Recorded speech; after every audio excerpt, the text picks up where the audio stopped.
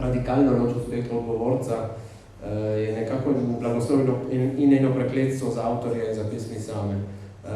Na koncu spremne besede sem tudi zapisal, da to je konc koncu največja skrivnost, kdo govori te pesmi in je prav tako govori. Knjiga ima tako kot vse knjige iz te zbirke zbranih del, tudi priloženo zgoščenko z čudovitim branjem, avtorskim branjem, Milan bere Milana.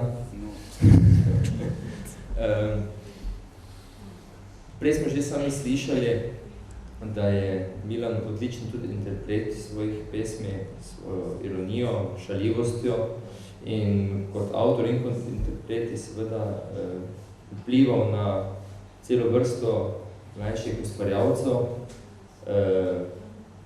David Pedrač je na tem polju izvedenec, mogoče lahko ti poveš par besed o posledicah, ki so posledicah teh zbranih zbirk, zbranih ali pa raztresenih zbirk na slovensko poezijo. Zdaj si me nagovoril s tako besedo izvedenec, sodni izvedenec, da pa bom tudi jaz malo oseben, kako sem se pravzaprav prvič srečal z Jesihovo pesmijo v srednji šoli, v prvem letu, ko sem imel celo šolsko leto 4 verze na svojem zvezku, ne da bi sploh vedel, da so Jesihovi. Kratka je bila noč, dan jo je malo podaljšal, kako zelo slavni verzi sem to poznati.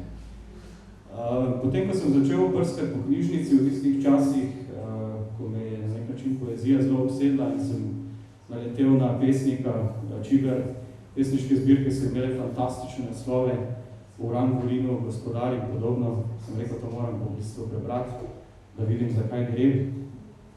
In kar me je na nek način takoj fasciniralo, je ta neka svoboščina, barvitost, izrazno bogatstvo, na drugi strani pa izjemna disciplina, o kateri je pravzaprav govoril Milan že malo prej, ki jo je do neke vrhunske umetelnosti pravzaprav izkazal ravno v zbirkah soneti in soneti drugi. In da se zdaj tukaj navežem na tale vpliv, o katerem sva pravzaprav na nek način želela govoriti. Tale zgodba o slovenskem sonetu je po svoje zelo zanimiva in ta generacija rojena po leta 70, kateri na nek način pripravljamo vsi mi trije tukaj, po srcu pa najbolj tudi Milan, ko je še zelo mlad videti, je seveda predvsem pri tistih pesnikih, ki na nek način nadaljujejo sonet. V svoji zgodnji dobi je to Miklavž Komelj z odlično pesniško zbirko Luč delfina, kjer se absolutno čuti nek vpliv. Ta se čuti recimo tudi pri Jaki Koširju, pri Mateju Krajncu. Kar se pa tiče tega nekoliko bolj svobodnega, seveda po narekovaji verza, kajti pri vas vem, da ni nobena beseda stvarna ključja, je pa pravzaprav cel niz pesnikov in pesnikov, pesnic in pesnikov te generacije, ki pravzaprav iščejo neke vzvode tudi v vaši poeziji. Tako da nedvomno je dediščina, da tako rečem, pesniška, ki ste jo ustvarili doslej, izjemnega pomena tudi za tole svežo, najmlajšo, sicer je prej pa Aleš, počasi se srednjo pesniško generacijo, pa vendar. Hvala. Milana še bomo zaprosili za branje par pesmi, vas pa vmes, ki se vam pripravila, za kakšno vprašanje, koliko se porajajo.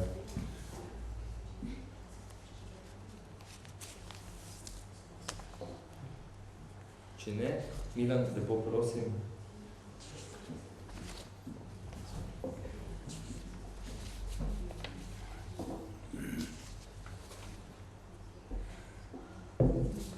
Prebral bom 4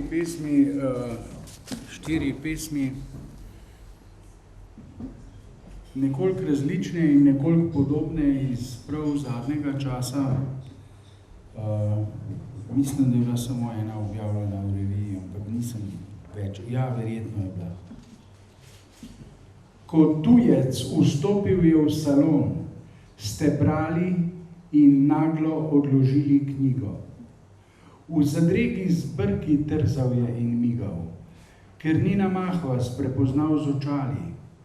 In kot v sramotnem čem zateti, ste si nečimernica brž jih sneli, da ne bi pričala, da ste že v letih, ko skoraj da ste grdi in debeli.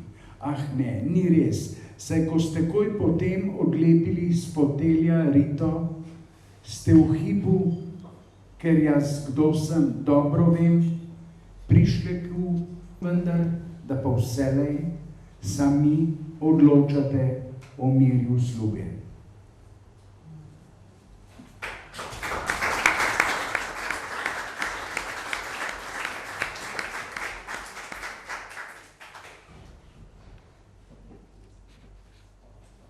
Po vojni tretjo zimo piš leden skozi reže uhaja v revne koče premladih vdov. Ko bi bilo mogoče, da padli bi prišel na klad polen.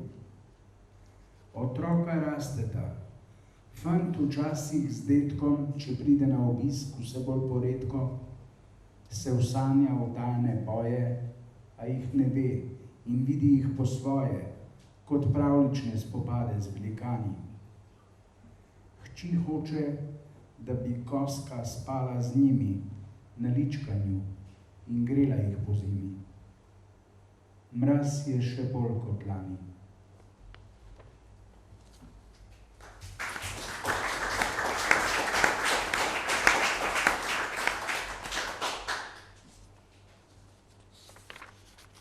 Še arhitekte duš kdaj preseneti nenaden dež proti večeru pozno poleti. Ko se en tak na sprehod je nameril skozi Tivoli in proti mladi noči, da bi povabljen v društvu inženirjev s tovariši udeležil se večerje, ga je pri 33. klopi, pri Tičistanu, tak naliv pomočil, da je obleko z njega spravil, raztopil lasemu in obraz, odplaknil bučo in kar telesa imel je velikan. Ostal je reven šop rimaških ključev in kleščice za ukrivljanje ugank. Kogar kot mene spremlja tista slika, ne bo šel nikdar z doma brez dežnika.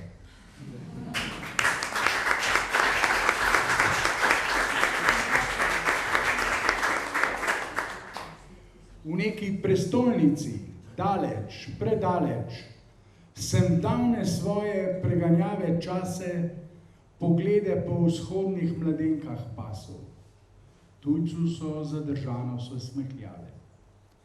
Ko sem ogledal si vse milijone, izbrani ducat si ubeležil v harem, nekoč pri znamenitem templju starem, ob buri, ko sonce za morje tone, zagledal sem, kako je neki bog beračil pri beračih in kako so iz mavh vsi zročali mu kos za kosom z žvenkom zlato lažni slepci brez nog. Stopil sem bliže in dlan še sam nastavil in se usuje dragotin zaklad v vrhunski umetelni izdelavi. Poslej sem miren in zelo bogat.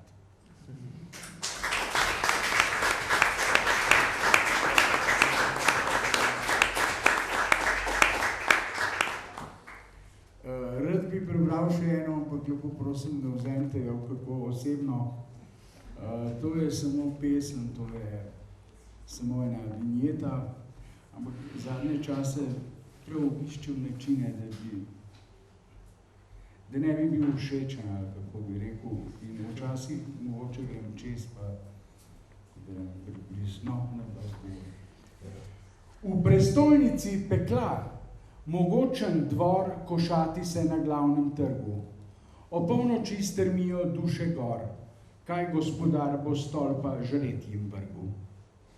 Prvikrat v zadnjih tisočletjih, ki so, saj veste, zgolj to svetna mera, minulo noč, ne dobesedno vzeti, pooblaščenec, ki obrok izbira, in kdo bi bolje znal izbrati kot vragov tast, ureščava zgaga, prepričan pred Sokratik. Natančno in meritorno je navagal nekaj strupenih stihov, ki sem po volji usode jaz avtor njihov. Pa naj še vas boli želodec.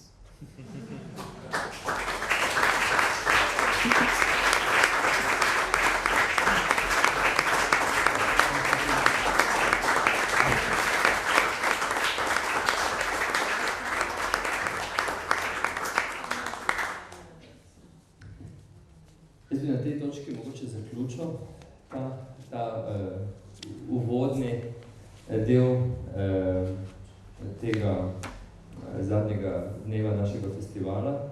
Vabim vas iskreno na vse prireditve, ki bodo danes sledile. Teh bo cela vrsta, ne bom jih tukaj našteval. S tem pa tudi na večerno branje, ki ga bo zaključil ravno Milan Jesih. Hvala obema Davidova. In lep dan vsem skupaj želim. Hvala Milan. Hvala.